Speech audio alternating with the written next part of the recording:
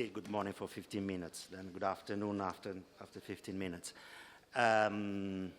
Sorry to be on late, but I believe that the previous discussion was pretty interesting. But I would like to underline the importance of this meeting. At last, we talk about foreign affairs journalism in a country, in a very insular country, where we forgot what is going on around ourselves, outside our borders. So it's a miracle. It's a miracle. It's a wonderful morning. What we are talking about today, I find it's a very interesting issue. Actually, my name is Ugo Trambali. I'm an Italian journalist working with Il Sole 24 Ore. I forgot to introduce myself, but I don't want to bother you because they are the guys, not me. It's very difficult for me to understand what is the real issue behind the tragedy of a civil war, which is in Syria. If it's more important the Syrian issue, what we don't talk almost never about Syria in this country, or the media, the importance of media, or the truth. Actually, after 37 years of journalism, of course, I started when I was pretty young. I was a child when I started this job. This is why I'm so young still. I don't like the word truth as a journalist. In my profession, I never met the truth. In this case, we have an S, so it's truths, which is correct. I met several pieces of truth to compose all together an idea, at large, an idea of truth. And I think this is an important issue, especially for the young generation of the journalists. This festival is for the young journalists, and fortunately, is plenty of young journalists. I would like to introduce shortly our three guests.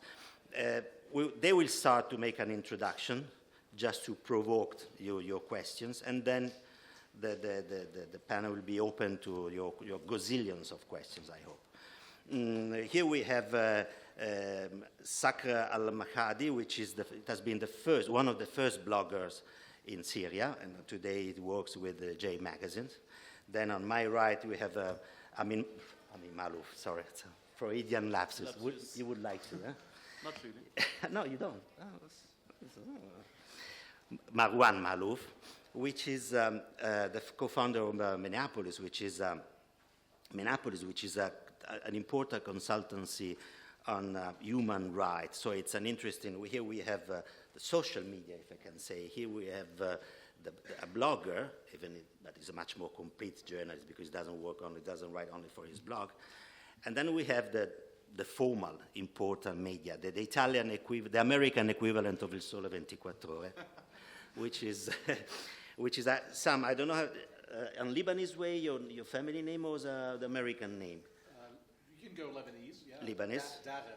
Sam Daher, which is the correspondent in Damascus of Wall Street, or the Wall Street Journal, which is not only the newspaper of the ugly guys of Wall Street, but it's also one of the most important newspapers, which got the capability to keep one of the few base correspondents in Damascus. So he will tell us several stories about his experience. He just came back from Aleppo. But first, I would like to start with them.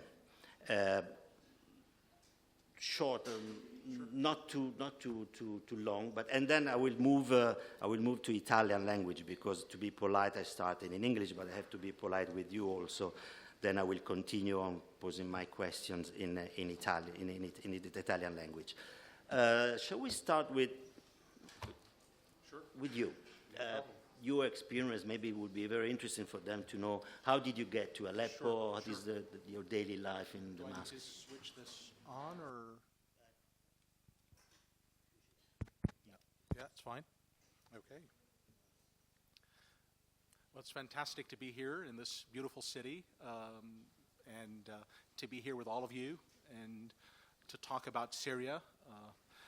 Obviously, as you know, the tragedy of the war in Syria has been going on for too long now, over over 3 years. What started off as largely peaceful protests against the government of President Bashar al-Assad has transformed into a civil war with regional and international ramifications.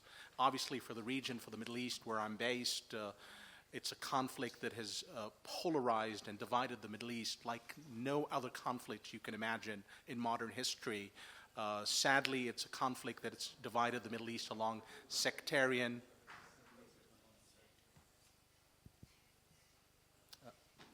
Yes, sorry. Sadly, it's a conflict that has divided the Middle East along sectarian and religious lines. Again, it's a conflict that polarized people so much that us as journalists who are trying to cover what's going on in an objective and real way as much as possible, despite the challenges. And what Ugo just talked about, we are trying to gather the several pieces of the truth about this war. And I think that's a very important point that Ugo made, is that we are trying to gather the pieces to bring you the full picture of what's going on in Syria. And that's a huge challenge. And sometimes we as journalists get caught in the middle with people on both sides of the conflict accusing us of being biased or of not covering, their point of view adequately enough. And that's one of the biggest challenges, I would have to say, in covering the Syria conflict as a reporter, is you're always accused by both sides of the conflict that you are siding with one over another. And I've been covering the Middle East for more than 10 years now.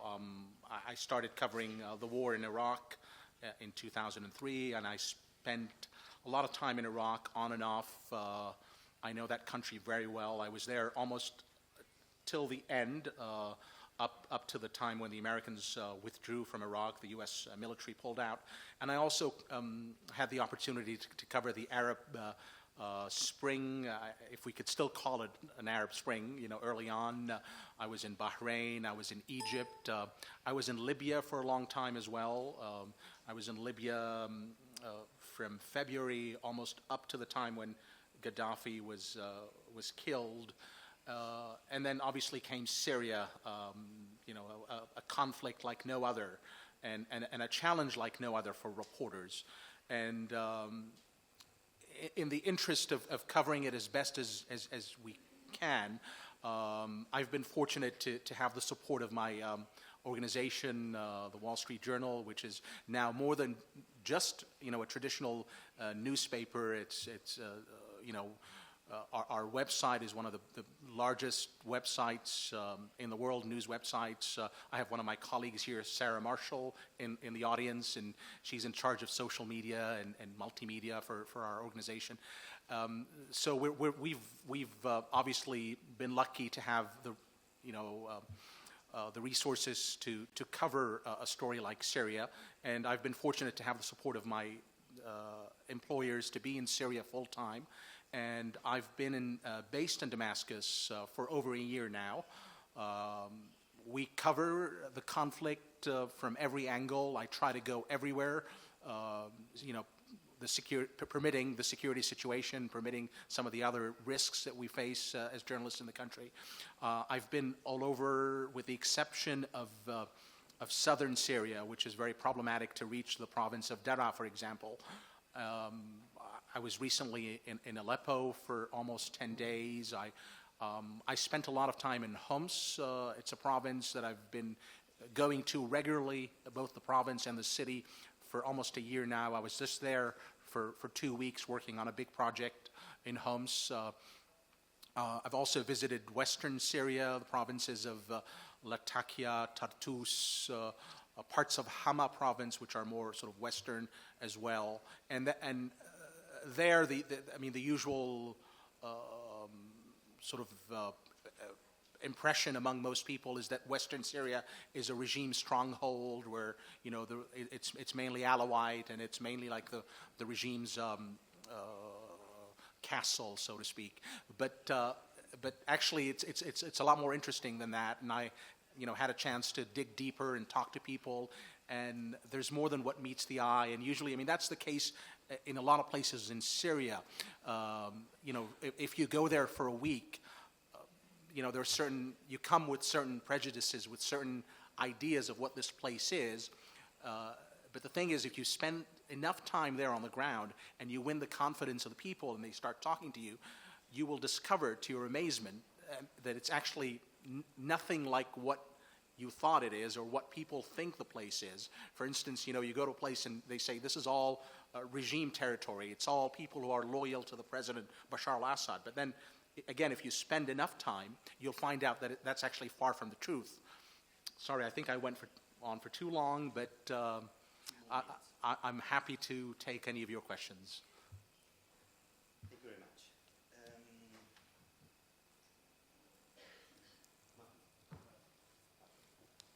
First, thank you for the invitation. I think one big issue is that is illustrated in this panel. You only have Lebanese and Yemenis talking about Syria, which is problematic. And this is because most of the Syrian journalists are unable to go out of Syria, or they are already in jail. So in that instance, I would like to remember Mazen Darwish, the head of the Syrian media group that has been in prison for like almost 2 years, and Hussein Ghreir, also the Syrian blogger that has been also in prison for the last 2 years. They were kidnapped by the regime at the same time in Damascus. The second notion also to say is that the regime has won big time the media war that has started with the revolution. With having Sam based in Damascus, this is a big sign that the regime is not really afraid from international coverage to the conflict. They are becoming more open to having international journalists in some of their areas. Now, when we talk about truth, the topic is about truth. I asked one of my Syrian journalists, where do you get the truth? She told me, if I want to know the Saudi truth, I would go to Al Hayat. If I want to know the Qatari truth, I would go to Al Jazeera. If I want to know the Iranian truth, I will go to Al Akhbar, the Lebanese newspaper, and I will add some Facebook pages to understand which truth is more taken by a Syrian citizen or a social media user. So it's clear that this conflict has illustrated how media is run and how the story is being told depending on in which media platform. I'm talking about local, like regional outlets. I'm not talking Arab about media. Arab media. I'm not talking about international media. And unfortunately, in the last 3 years, the rebels or the opposition or what was known at the beginning to be the citizen journalists, video journalists, were unable to foster an independent voice. And unfortunately, I'm not saying all of them, but most of them have gone to use the same type of propaganda news, similar to the regime one. And I'm sure that the international media suffer from that because you don't trust anymore any of the sides. What was starting to be a seek of truth by those activists or citizen journalists or video journalists in the beginning turned out in the middle of the conflict to be more subjective propaganda news. At the beginning, there was this fear of Hama. In 1982, there was no news out of a big massacre that was made by the regime in Aleppo and Hama in 1982. So at the beginning of the revolution, there was this motivation that, no, we want to have the story out, we want to have the pictures out. Then when they were faced by how media is picking up those pictures and using them depending on the agenda of each news channel, then those video journalists and citizen journalists understood the game and played the game as well. So I think this is the second big challenge that is facing getting the news from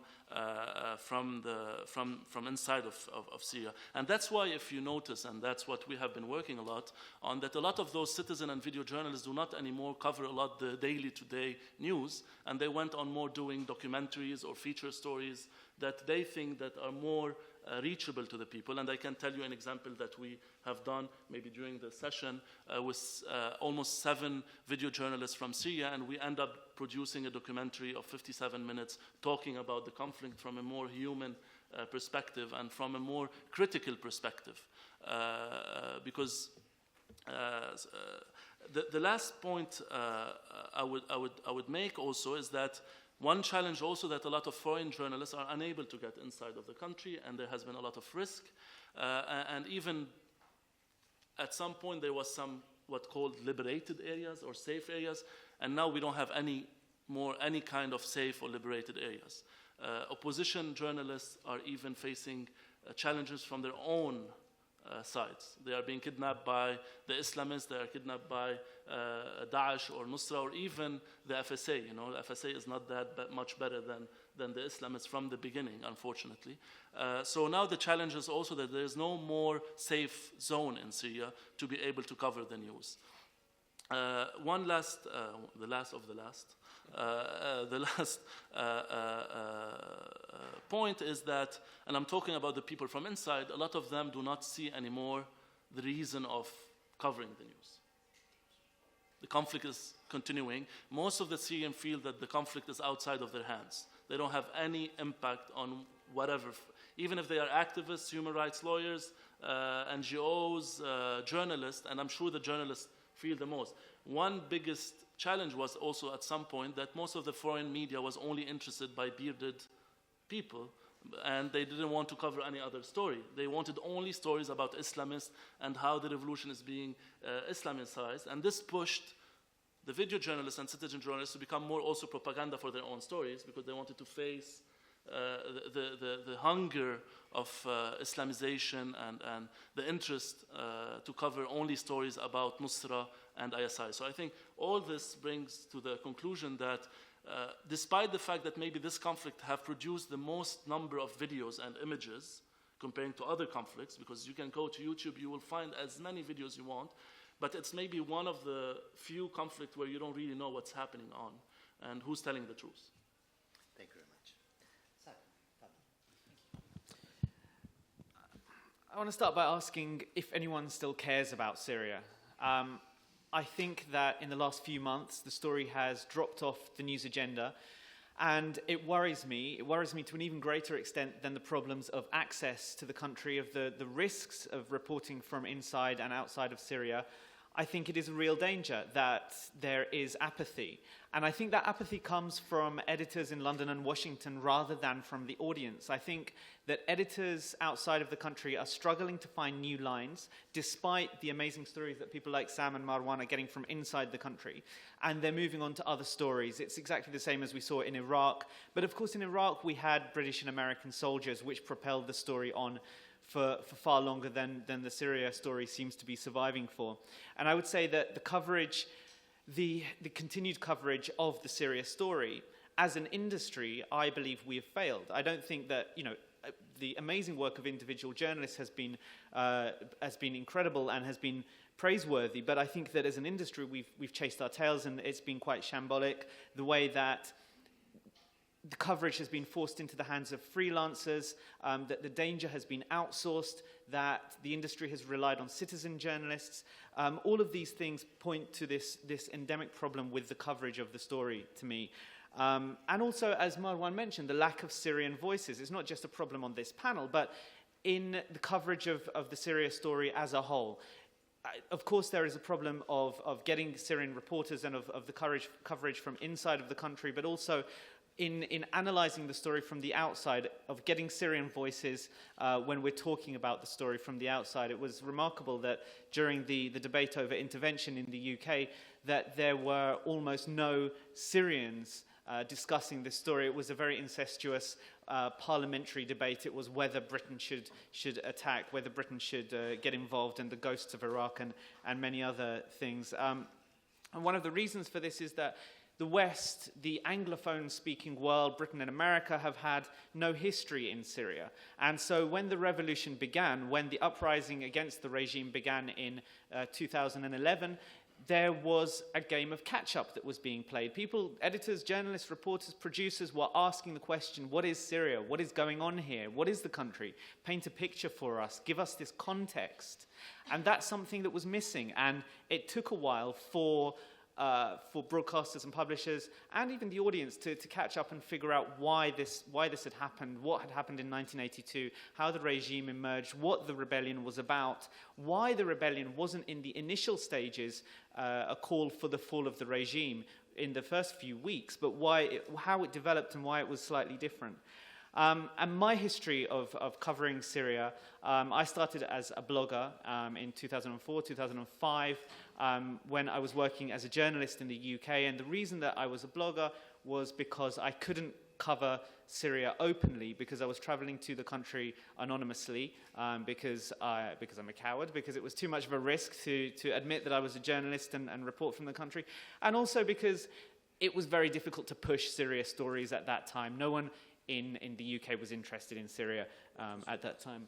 I was on a UK passport, so so I was traveling to the country as a student until. Exactly. Learning Arabic. Exactly, until they came around asking me why I was learning Arabic as an Arab, and why I'd been a student for 10 years.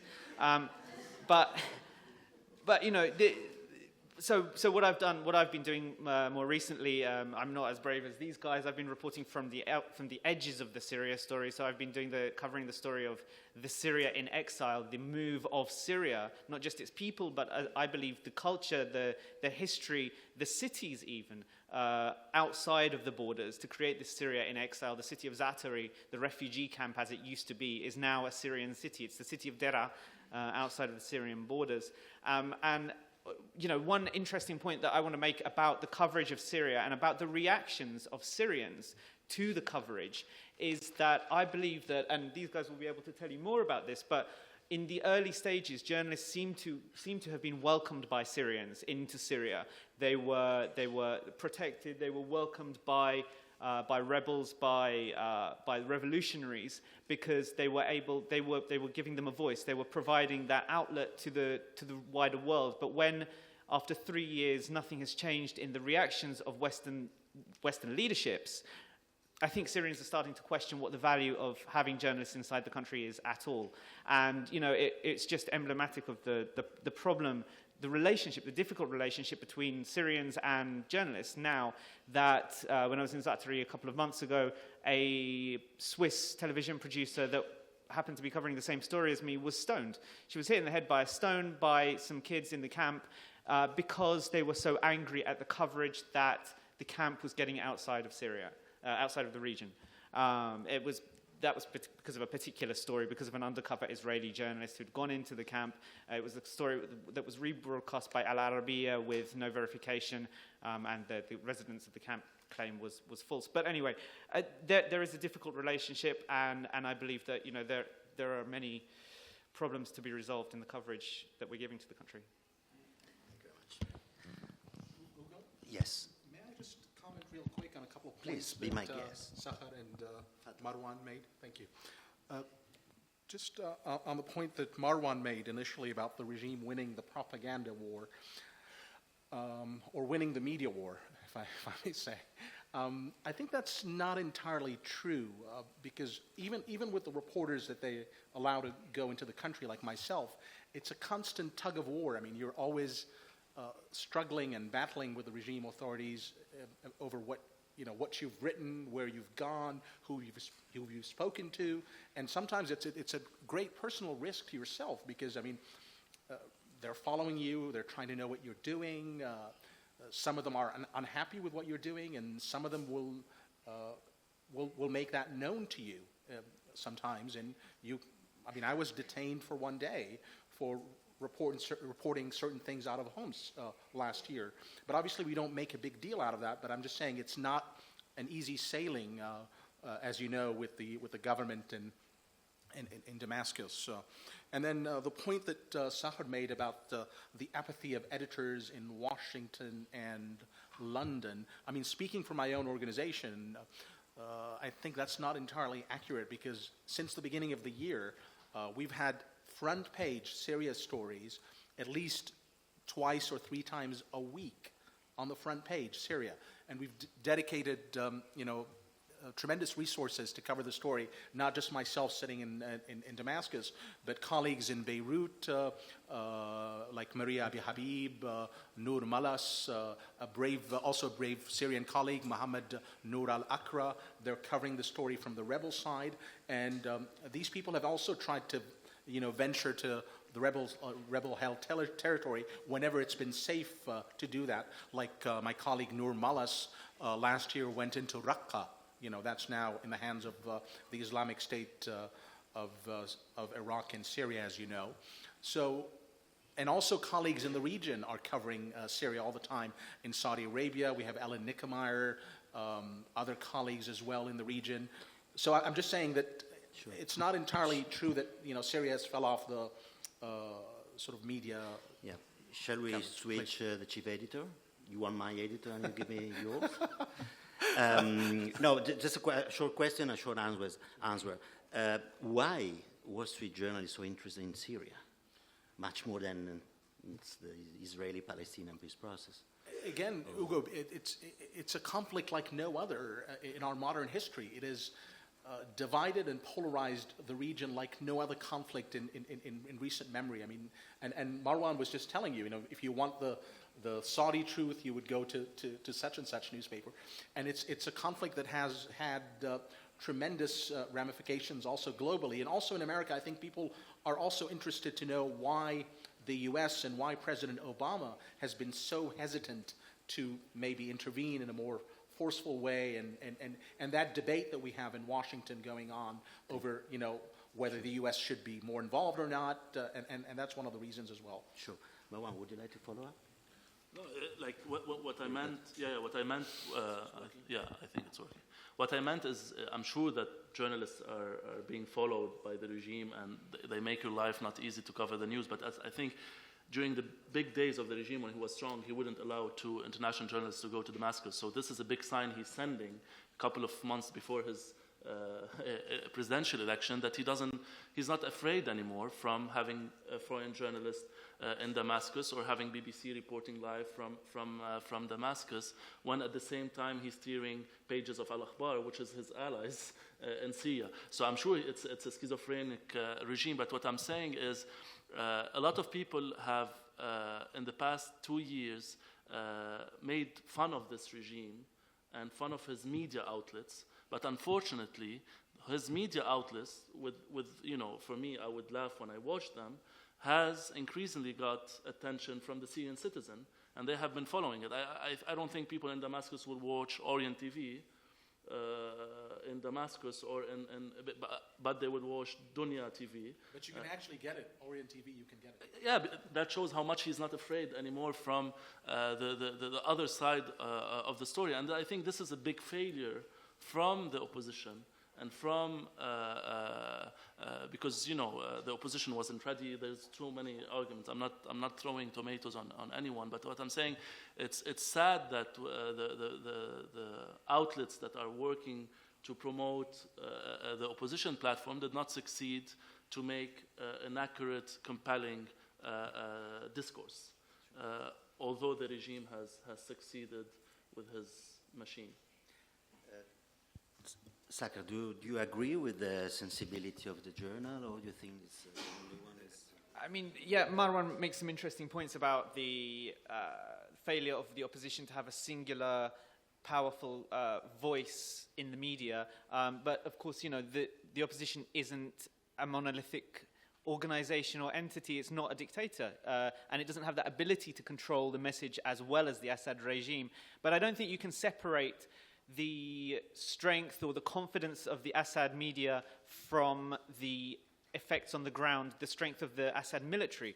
As they have progressed with military gains, with control of more territory, with militarily becoming more confident with the support of Hezbollah and Iran, with the successes on the ground, that has fed into a more confident media. And I think the same goes for the opposition. The opposition is in disarray. Etilaf hasn't got a single voice. The opposition coalition hasn't got a single voice. And therefore, there's not a single outlet as well. And I think, all of these things, they can't be separated. The media the strength or confidence of the media from the strength or confidence of the effects on the ground. But yeah, Sam makes some interesting points as well about the efforts of editors, some editors to push the Syria story. And yeah, you know, the WSJ has done amazing work, and there are many other brave journalists still going into Syria and still being sent into Syria. But I'm interested to find out what Sam thinks about, you know, do you think that there's been a reduction in the number of foreign journalists inside Syria lately? Do you think that generally organizations have reduced their ability to send journalists into Syria? Has there been a move towards the outsourcing, the freelancing out of the story? And what does that say about the confidence of foreign editors in keeping this story alive? Because you know as well as I do that there are interesting lines coming out of the country every day. But, you know, if you look at AP and Reuters, it seems that there's stalemate in the country and there's no point continuing, you know, there's no point pushing this up the agenda today again, because not really anything's changed according to what the wires are saying. Thank you. Marwan wanted to say something, but just comunicazione di servizio. Qua di dietro ci sono dei posti nelle panche se volete sedervi e stare più comodi. Yeah, I just wanted to comment on something Sahar said that... This is the last comment. Yeah. Before that. Sure. I think what I meant with the opposition discourse from the media is that when the opposition media was covering, and that's why I think they started not liking the foreign journalists, is that foreign journalists were starting to be critical to the opposition. When I went to Aleppo and I was criticizing the Sharia court, a lot of my human rights friends stopped talking to me. So I think that's what I meant with the credibility of the public, of the opposition discourse through media, is the fact that, but now it's changing, because now those human rights activists, those journalists are fed up with the situation they reached to. But unfortunately, at the moment where they were supposed to be critical of the situation from both sides, a lot of journalists or embedded citizen journalists with FSA, army, or opposition were reluctant to cover critical. I'm sure if you compare both, the regime is far more violating all those kind of things. So this is just to comment on maybe why the journalists are not anymore welcomed in some of the opposition area. It's more because also they are becoming more critical, because you cannot close your eye anymore on Sharia courts or some of the violations that are happening from the opposition side. Thank you very much. I'm switching to Italian now. So I switch to Italian. Sure. So those are the issues that they put on the table. Da adesso però naturalmente potete anche fare domande su temi che non sono stati affrontati riguardo sempre Siria, verità e media. Ovviamente come moderatore mi frego l'autorità di fare la prima domanda. Una domanda che forse dovrebbe essere la domanda finale di questa chiacchierata, e cioè quanto durerà questo conflitto. Io nella mia esperienza di giornalista, prima citavo, ho vissuto direttamente, conosco molto meglio la guerra civile libanese, che è durata 15 anni. Nel 1975-76 ero lì come studente, dal 1983 all'87 invece come corrispondente del giornale di Montanelli, tengo a precisare, non quello che è successo dopo. Ecco, io ho vissuto tante, nel 75-76 c'è stata una guerra civile libanese, dall'82 in poi c'è stata un'altra guerra civile libanese, nel 75-76 un'altra ancora, e quella finale nel 90 intercristiana è stata una quarta guerra civile libanese. La Siria ha una geopolitica molto più pesante di quanto non avesse il Libano, quindi mi chiedo quanto possa durare questo conflitto. Già siamo in una seconda fase del conflitto, da quando Hezbollah è entrato direttamente sul campo di battaglia c'è già stata una seconda fase di un conflitto che ha già forme diverse, poi con l'arrivo dell'estremismo qaedista e salafita. Ecco, quanto durerà questo conflitto? Però vorrei mettere insieme ogni volta, ogni passaggio, 3 o 4 domande, in modo che poi voi siete liberi di rispondere a quelle che volete. Quindi se qualcuno vuole, potete farle sia in italiano che in inglese. L'ultima sotto quell'autorevole baldacchino. quel quadretto, direbbe Berlusconi, quella rovettina lì.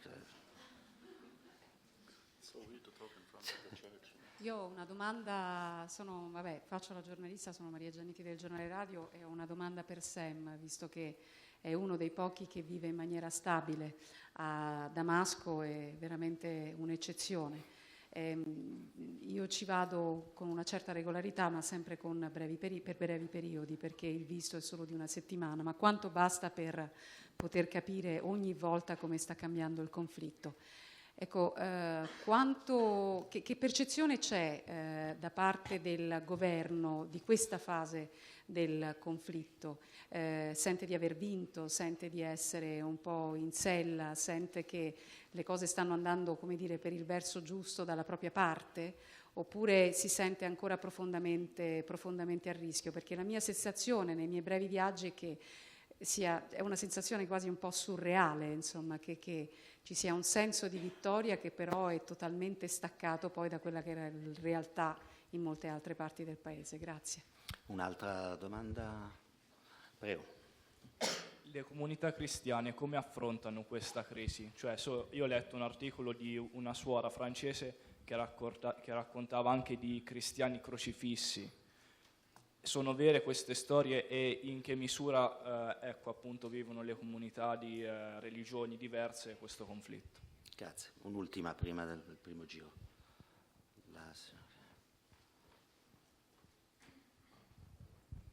Sì, salve, io volevo fare una domanda partendo da un paragone, nel senso, sicuramente la crisi in Ucraina ha in un certo modo tolto visibilità nei media occidentali alla crisi in Siria, però ci sono anche delle similarità tra appunto questo contrasto di posizioni tra Stati Uniti e Russia.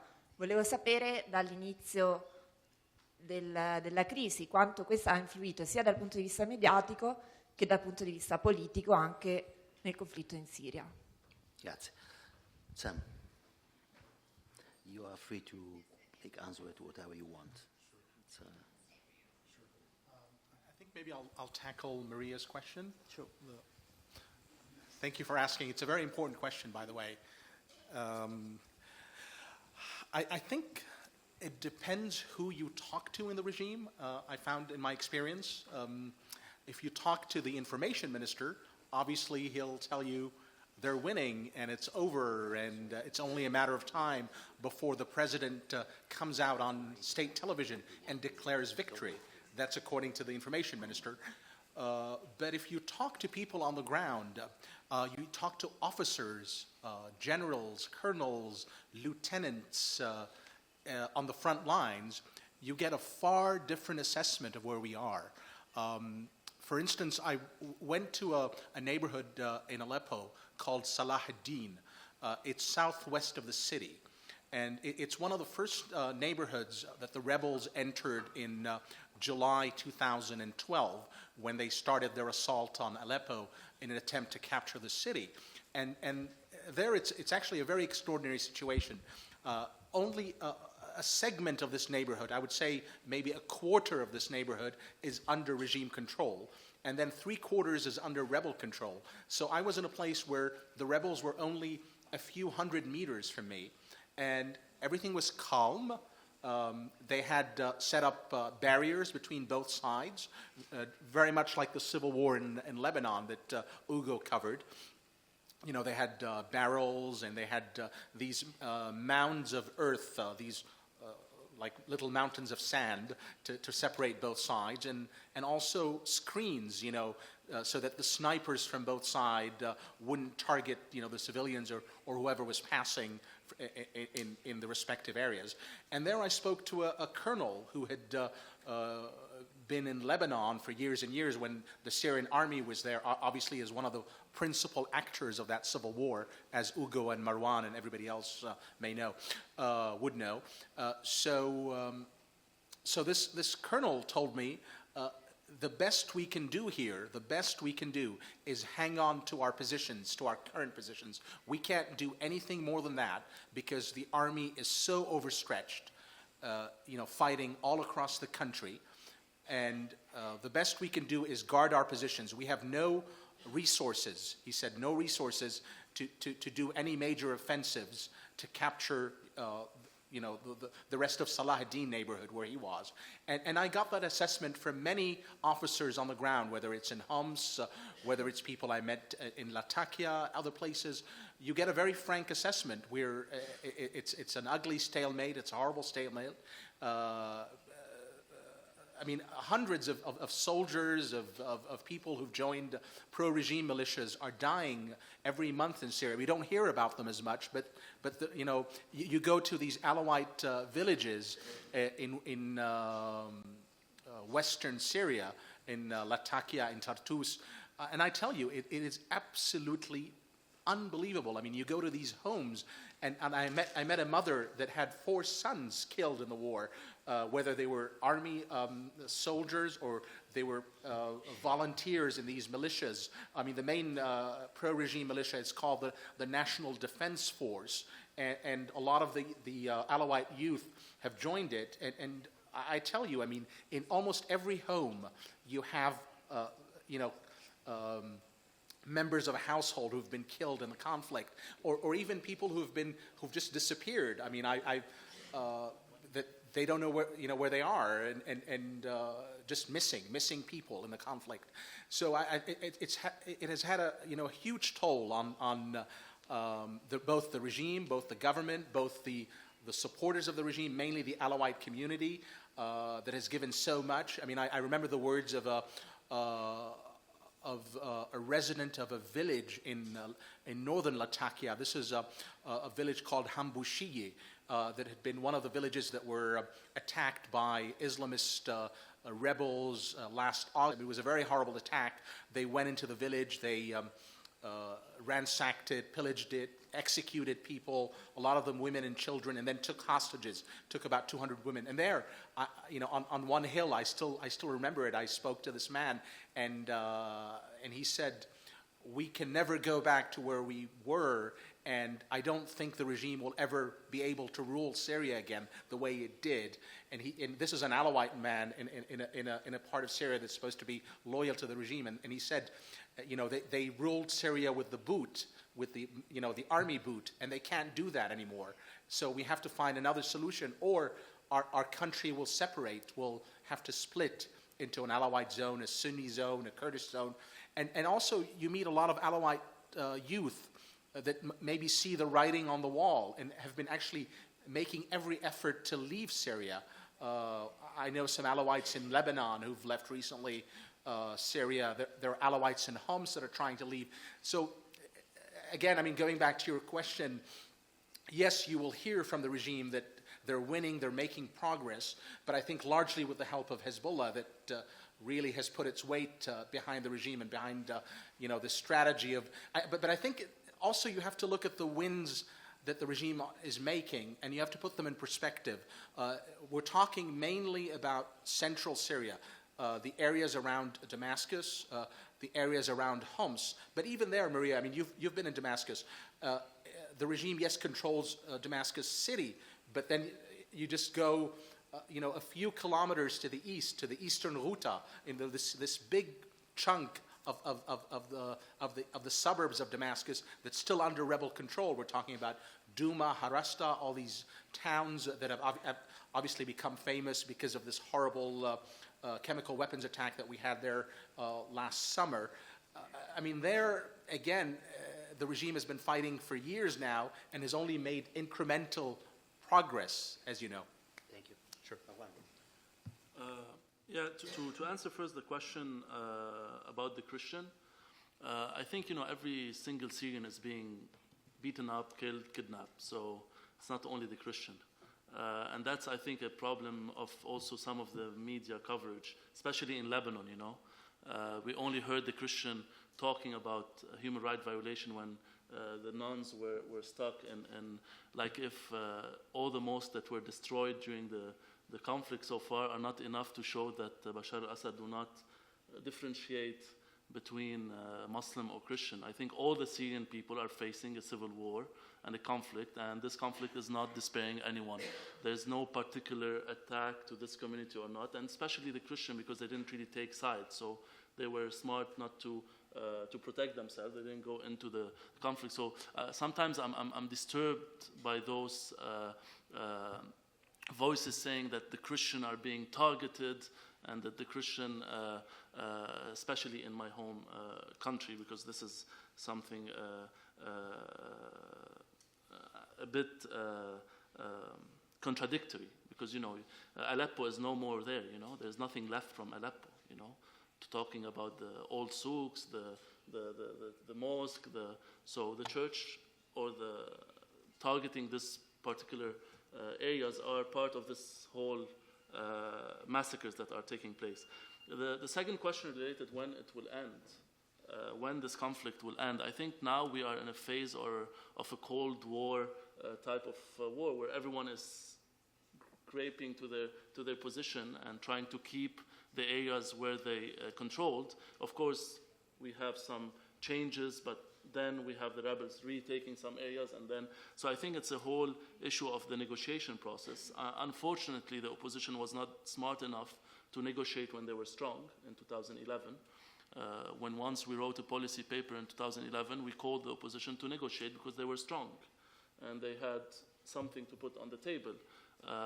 Unfortunately, now negotiation is not equal, because at least the regime is behaving like the question was raised, behaving like if he was winning. Holding an election as a symbol of that they don't really care about anything, and they're continuing with their own discourse. So I think the war will end,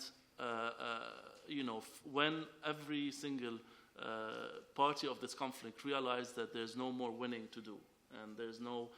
Unfortunately, I'm talking about the opposition because I know them better than the regime, sorry. I can spend hours criticizing the regime, but I frequently talk to the opposition members. Unfortunately, until now, you have opposition leaders. I think that the attack or the European or American invasion will happen. Unfortunately, after 3 years, they didn't really realize that it will not happen and that it will not come and save them from Bashar al-Assad.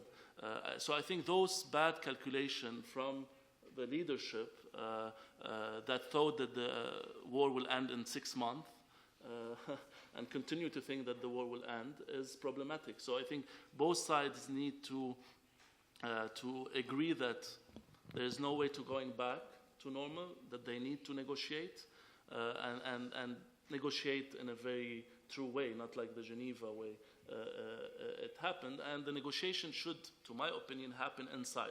Is there a format different than Geneva to negotiate? Yeah, inside. I think the opposition should take the risk to go inside and to negotiate inside.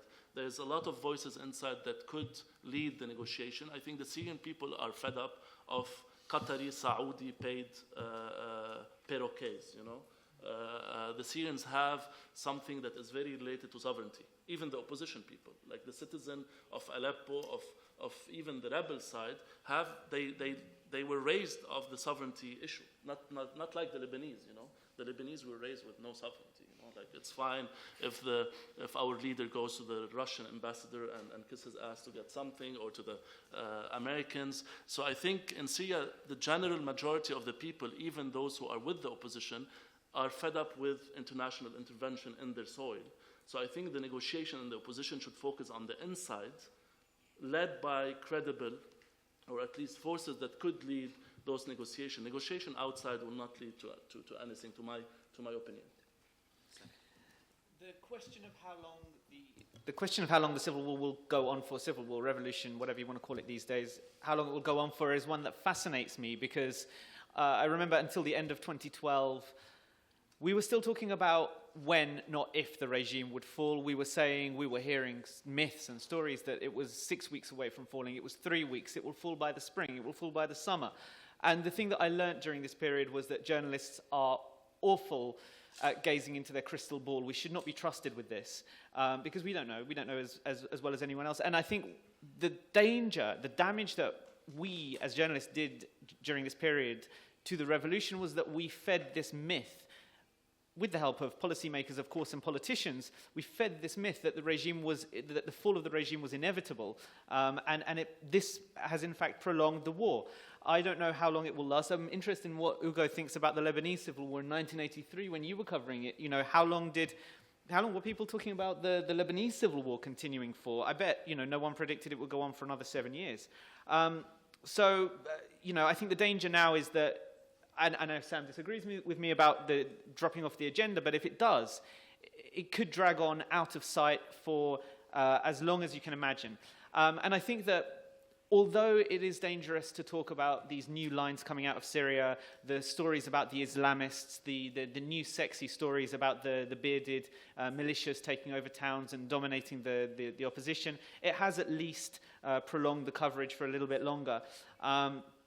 And I think that we will be surprised by something that will happen, as we have been surprised many times during the civil war by things that have happened, by the chemical weapons debate, the debate over intervention, the decision overnight to sacrifice the chemical weapons, whether that was just a token gesture or not.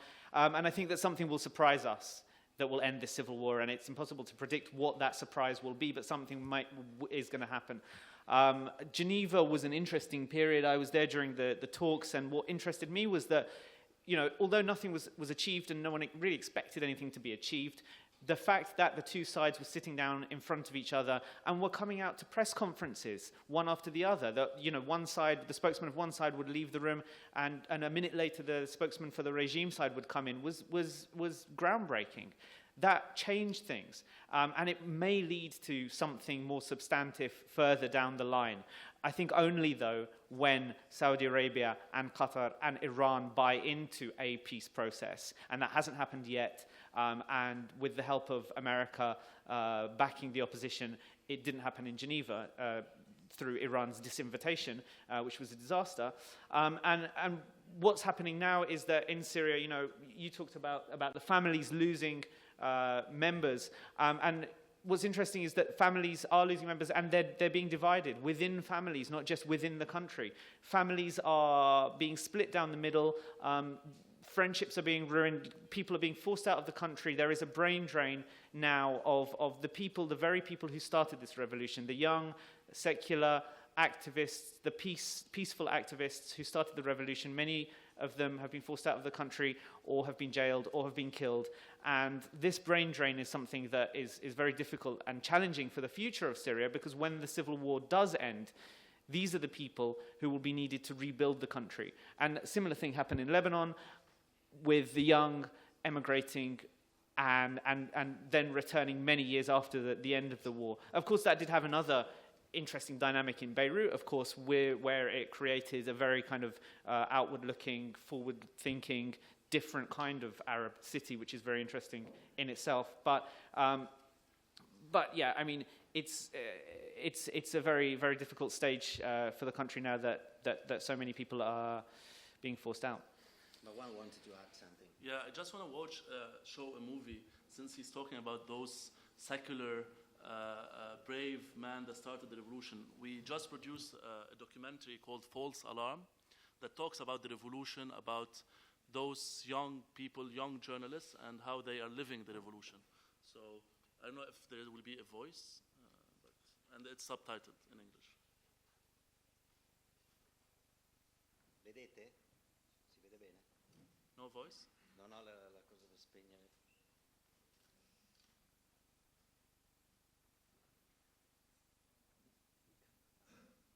Oh, yeah, I remember. I muted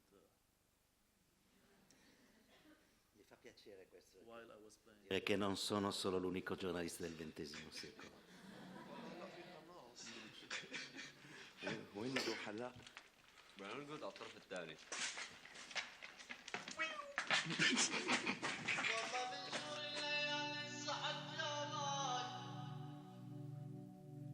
بس صرنا نبتكر حالات الفرح، ندور.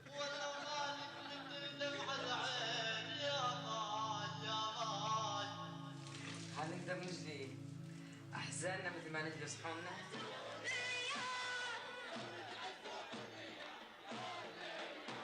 كانت الكاميرا محروقة، وواحد منهم قال لي إنه البقية بحياته. أحاول أستخرج المعلومات اللي بداخلها عسى نحصل على دليل. بعد انتهاء المظاهرة ب10 دقائق نزلت قذيفة استشهد فيها مصطفى انصبت فيها أنا. صار الموت أحيانا عم بيريح أحيانا.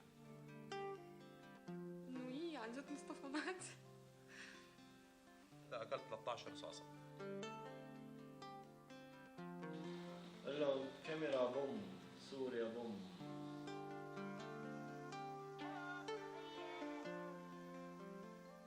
So basically, this story tells that those activists are facing one of their brother was kidnapped by the Islamists. The husband of the lady, Mustafa, was killed by a regime hound, or like a bomb. So that's what journalists and video journalists are facing on a daily basis in Syria. So I just wanted to show this, just to give some. È stata dimenticata la domanda sull'Ucraina, mi permetto di rispondere io, raccolgo le domande dimenticate. Sì, è vero, mi sono accorto anch'io, non so quando è stata l'ultima volta che ho fatto un commento sulla Siria, ma nell'ultimo mese avevo fatto 20 commenti sull'Ucraina. Però, e qui torniamo al discorso più che sulla Siria e sui media, è fatale, è un conflitto europeo che non solo risveglia i pericoli di una guerra fredda, ma addirittura 100 anni fa della crisi dell'estate 1914 che portò alla catastrofe secolare della Prima Guerra Mondiale. È naturale che ci sia più spazio, perché poi in fondo non possiamo non tenere, noi facciamo giornali che devono essere venduti, o comunque chi fa i blog deve fare blog perché devono avere il maggior numero di click possibili. Non è solamente una questione di business, è anche una questione di lavoro. Se c'è un problema, se c'è bisogno di un medico che faccia operazioni al cuore, io invece sono specializzato alla cistifeglia, non posso pretendere di operare tutte la cistifeglia. È un po' come quando noi accusiamo Berlusconi di essere la sentina di tutti i mali, che lo è. Però voglio dire, Berlusconi è semplicemente il prodotto di quello che siamo noi italiani, l'abbiamo, non magari noi singolarmente, ma l'abbiamo votato 3 o 4 volte. All'estero, quando io mi permetto di dire no, io non l'ho votato, dico sì, voi tu sei italiano, l'avete votato, però non è lui, è il prodotto di quello che siamo noi, e quindi i giornali sono il prodotto di quello che volete voi lettori, e quindi noi io credo che dappertutto facciamo delle analisi, cioè nessun giornale, nessun talk show si dà le martellate sulle rotule per cercare di fare magari non so quando è stata l'ultima volta che so per dire Lilly Gruber nel suo talk show ha fatto qualcosa sulla Siria, ma perché probabilmente tiene conto di quanta gente poi vede il suo spettacolo la sera, e questa è una legge sfortunatamente non morale ma fondamentale di qualsiasi attività mediatica. Un successivo ciclo di domande, naturalmente me la frego io la prima domanda, anche perché mi è venuto in mente guardando questo filmato. La domanda è: chi è il good guy al momento di questo conflitto? Perché eravamo partiti con la guerra civile nella quale i good guys erano appunto le opposizioni, questi ragazzi che abbiamo visto, e Bashar era, secondo l'antica e storica tradizione di famiglia, era il massacratore, era il butcher. Adesso improvvisamente, secondo la semplificazione della stampa internazionale, succede che Bashar è l'uomo che garantisce la stabilità regionale, e invece i cattivi sono quelli dall'altra parte, perché non sono stati capaci di fermare l'influenza dell'estremismo religioso. Quindi chi è al momento il bravo ragazzo di questo conflitto? Seconda domanda? Please. Siete d'accordo? Do you agree on that? Yes, sir. Please. 25 seconds. Follow up on what Marwan said about Christians in Oh, Syria. sì. Just a quick follow-up on the Christians. Yes, so obviously the regime and its supporters have every interest in exaggerating the attacks on the Christians in Syria. But having been in Syria and traveled all around Syria, I can tell you the targeting of Christians is real. And it's been happening since September. Sadly, I didn't doubt the attacks. I'm saying they happened, but they happened like other attacks on Kurds, on Muslims, on. No, Christians are being targeted specifically because they're Christians, and their churches are being targeted. But the people Mosques were targeted too. No, that's what I'm saying. No, but people who are doing the targeting are among the most extremist factions of the rebel groups. I'm not saying all the rebel groups are doing it, but some of the more extremist, Islamist-driven rebel groups are the ones doing the targeting, like the attack on the ancient town of Malula that happened in September of last year, and that was clearly... They are targeting all infidels, including, the guy we showed is a Sunni guy from Raqqa. His brother disappeared.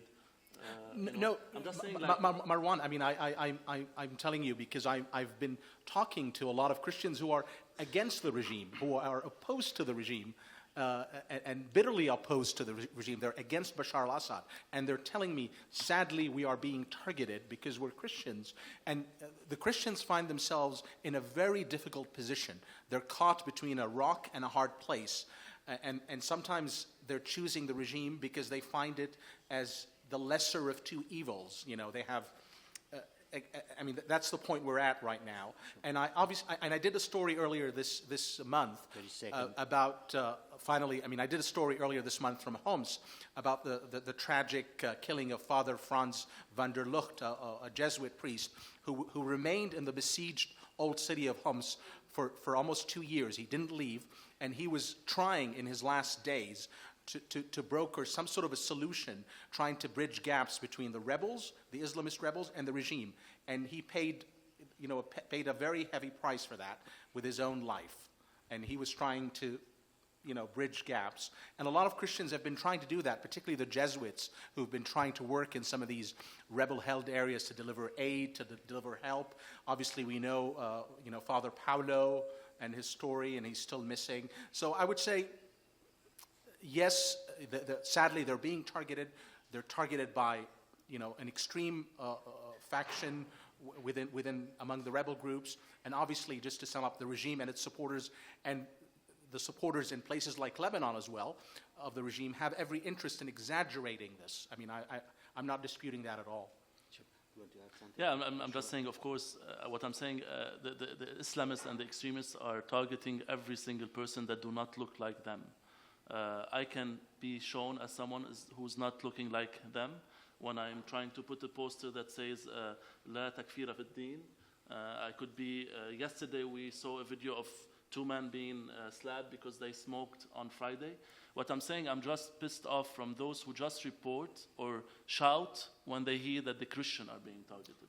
That's my point, especially in Lebanon and in the area. When we see Christians that didn't mention the civil war for 2 or 3 years, then suddenly 11 nuns are being held by the FSA, then we hear their voices, although every single cultural place and activist and journalist has been beaten for the last 3 years. That's my point. That was my point. Yeah. Saka, who is right on your opinion? It's such a difficult, sensitive issue, as you've heard these guys talking, because yes, Christians have inevitably been targeted. On the other hand, barrel bombs being chucked out of helicopters don't discriminate by religion. So where does that leave us? Because the regime is so keen to push this line that we are the protectors of the minorities, and if we fall, the Christians will be eliminated. And the secular now.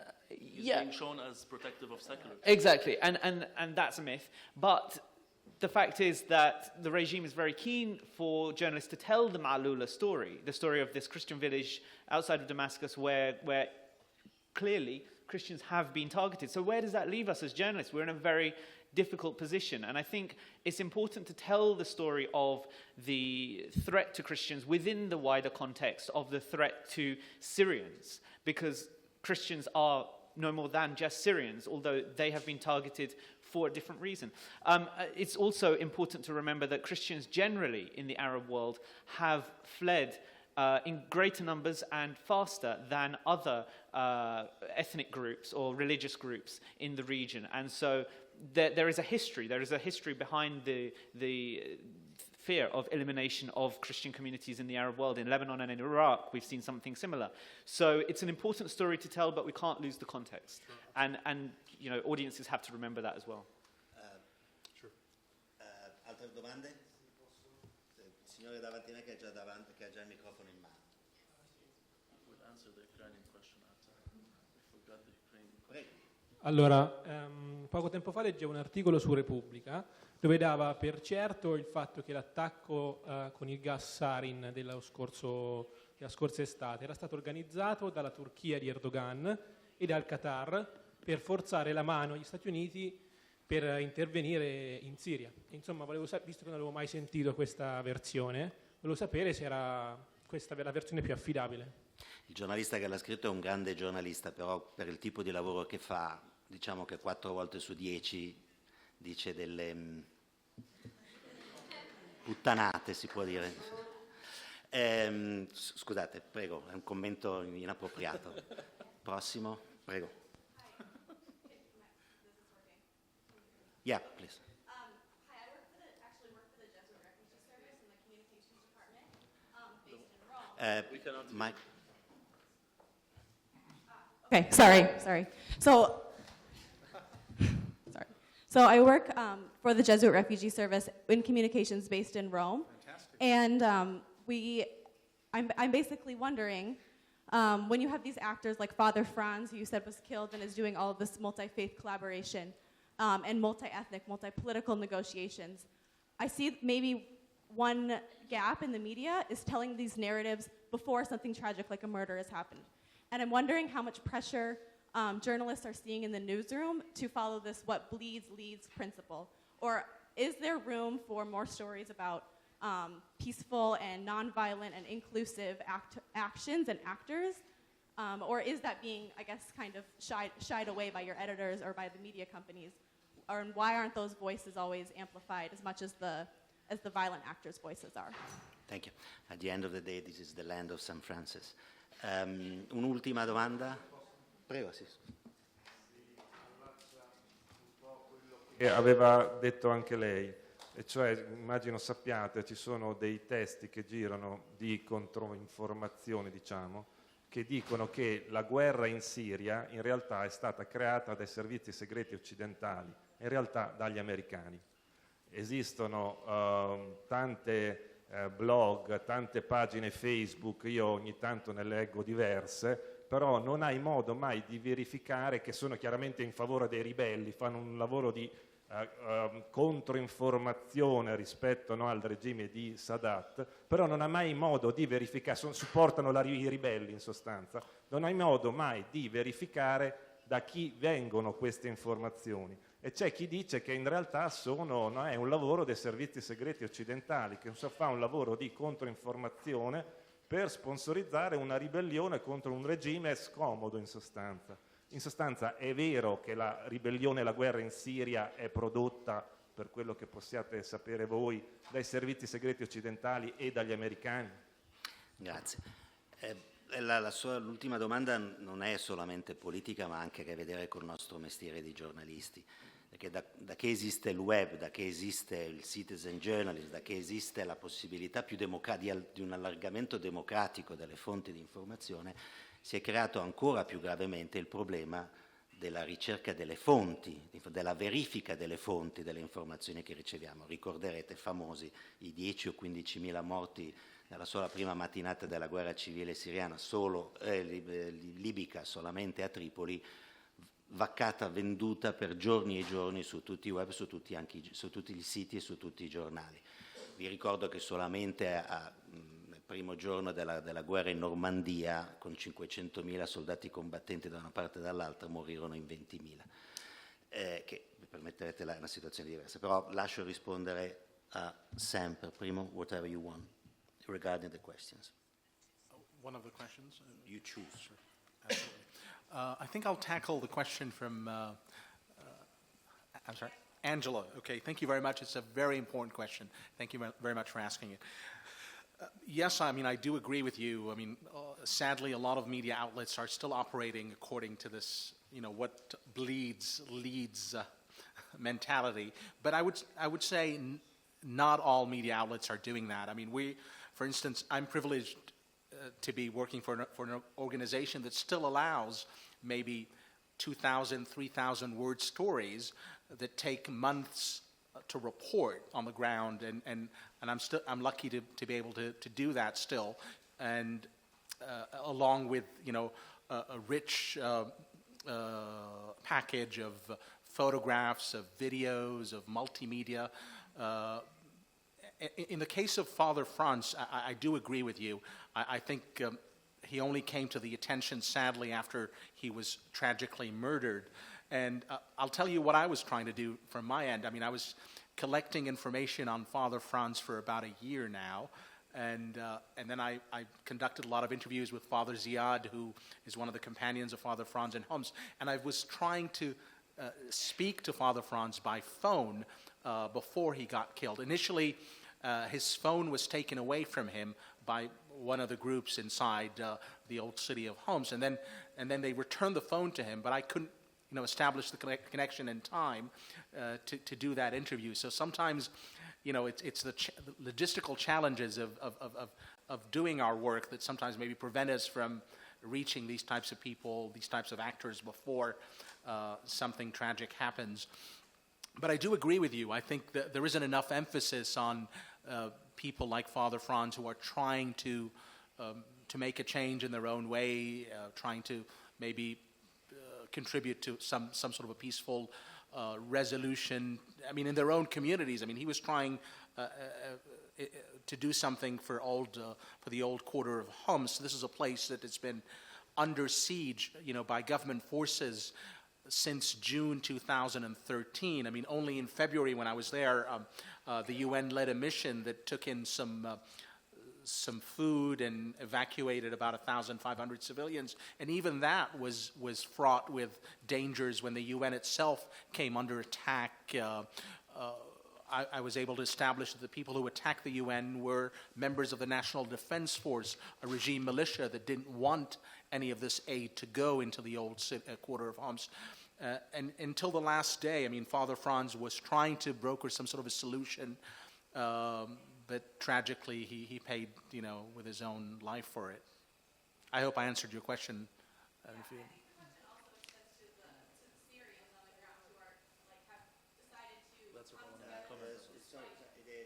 People can understand. You need the microphone. Oh, sorry. My answer will take a while. Very shortly, please. She doesn't think anymore. Should not think.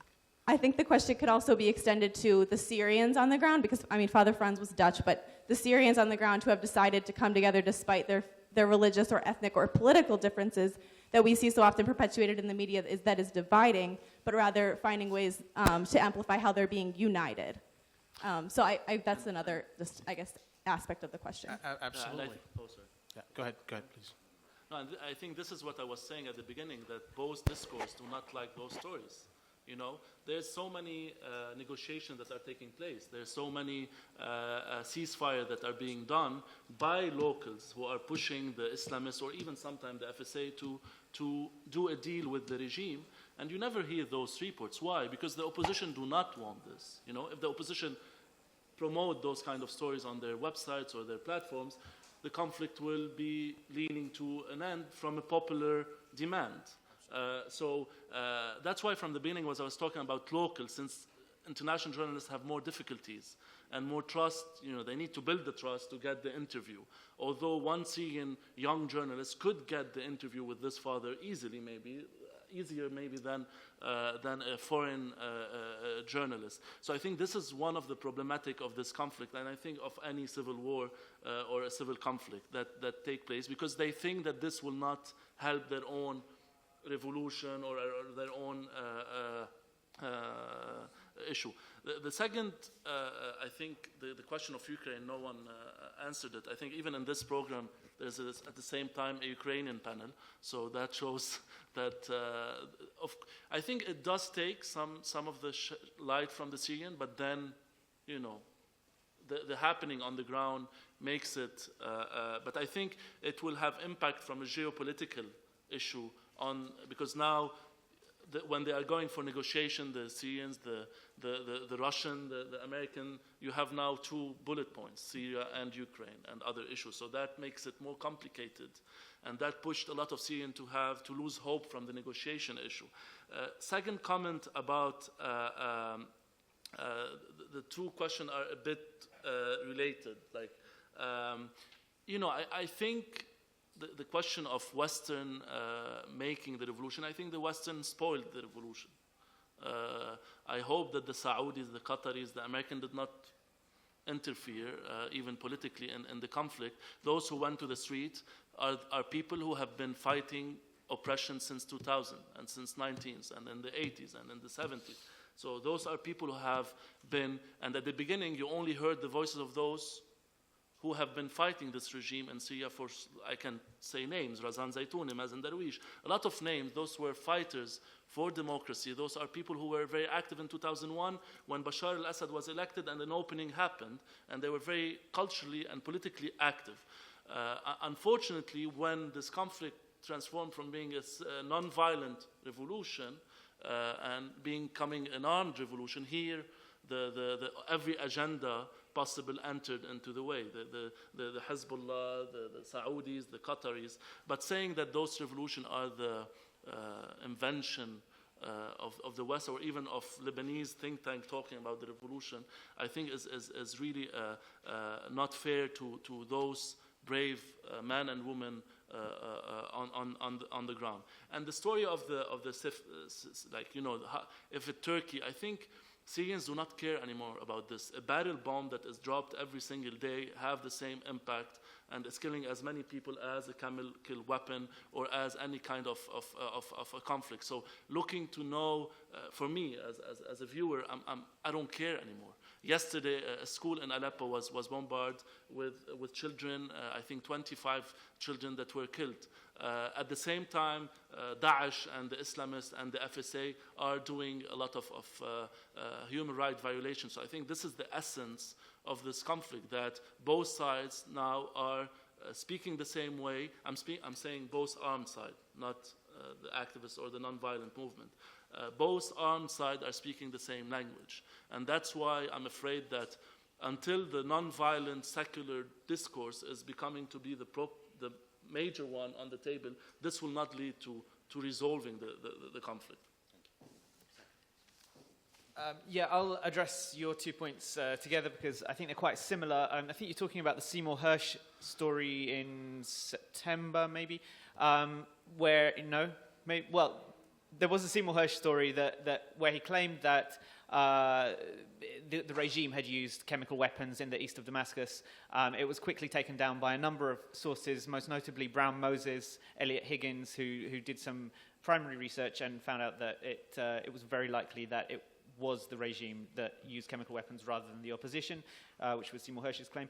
The conspiracy theories that you mentioned, I think, it's important to remember the Arab world does not have a history of independent, free journalism. What we do have a history of is conspiracy theories. And especially in Syria, such an opaque country where it's impossible to figure out what's going on in the regime, these conspiracy theories take on a life of their own.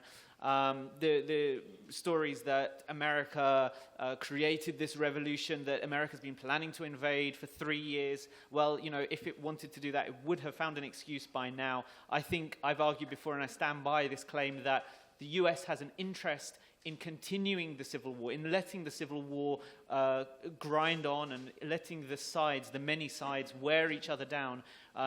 There's more value in that for America than ending the war or invading in any form. And you talked about what bleeds leads. It's a very important point. And I think where there has been interest from broadcasters and publishers to take the Syria story, it has been from the non-bomb death, destruction stories. And I think that's very important because, in Zaatari, for example, there are 120,000, no one knows the exact number, but there are 120,000 refugees and 120,000 important stories to tell. That you could spend a lifetime in that camp and still be getting fresh stories out. There are so many important stories. There are stories from inside the country as well, non-violent activism still going on, peaceful demonstrations still continuing, and because of the importance of the barrel bomb stories, of the Homs stories, that these stories aren't being told as widely as they probably should. But there are many stories, and broadcasters and publishers are open to them, and I think it's important that we continue telling these stories, because only then will we be able to paint a full picture of what Syrians are going through and what they have been going through for the last 3 years, and therefore maybe convince the world that it is something that they should be interested in and something that we all have a role in playing our part to end in some way. Just I want to make... Dovrebbe essere finita, però poiché dopo di noi non ci sono altri incontri, al massimo eventualmente c'è solo la cotoletta, io i 10 minuti che ci hanno rubato prima me li prenderei, però se volete possiamo restare ancora un quarto d'ora se siete interessati, se non avete appunto la cotoletta che vi aspetta. Ma Yeah, just one last comment also to be fair to the people, the journalists inside. The problem is also with the pan-Arab channels, Al Jazeera and Al Arabiya, when they ask a journalist or a video journalist to cover a story, sometimes they tell them in purpose, you need to get an interview from the FSA, although the guy from the FSA, the Syrian Free Army, do not have anything to do with the story, but they want at a certain moment of the conflict to show this particular aspect of the revolution. And I think that was also problematic. The journalists and the citizens that are working from the inside lack any kind of resources. You know, they don't have money to go maybe get the interview from this father. They don't have the money to secure themselves.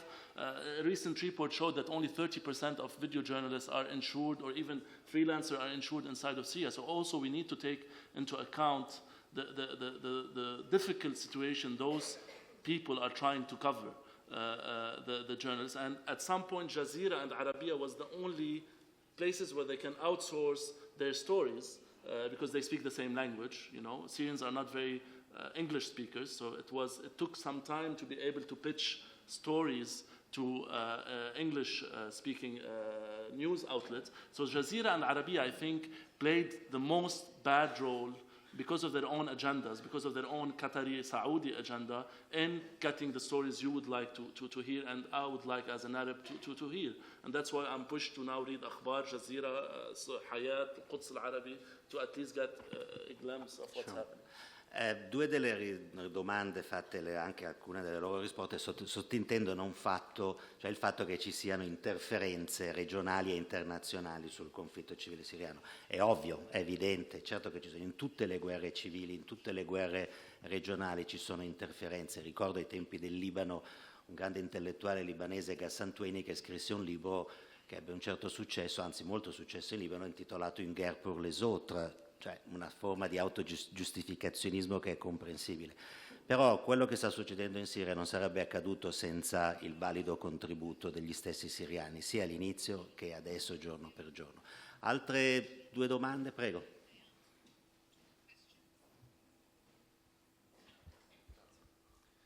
Buongiorno, Sam all'inizio ha parlato di come all'inizio appunto della guerra anche negli Stati Uniti, a Washington, ci fosse il dibattito sul fatto che Barack Obama ha deciso di non intervenire. Io volevo sapere che opinioni vi siete fatti riguardo appunto il non intervento né dell'America né dell'Europa. Un'altra domanda? Prego.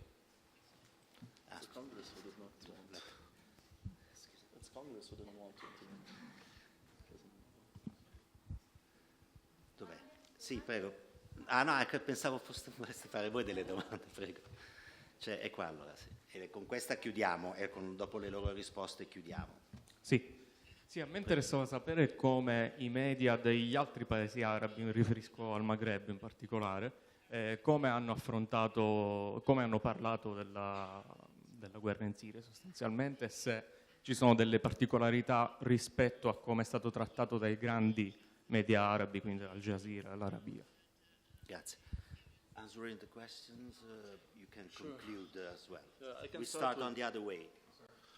He starts from the right wing and then we go to the left, although I'm sure you are more rightist than I would start with I lived in Tunis 2 years after the revolution, so I can answer your question. Everything is also politicized. Since the Islamist party Nahda, which is ruling the Tunisian government, was supportive a lot to the Syrian revolution, most of the secular, liberal newspapers in Tunis are against the revolution, with no and there's the most إشاعات شو بنقول إشاعات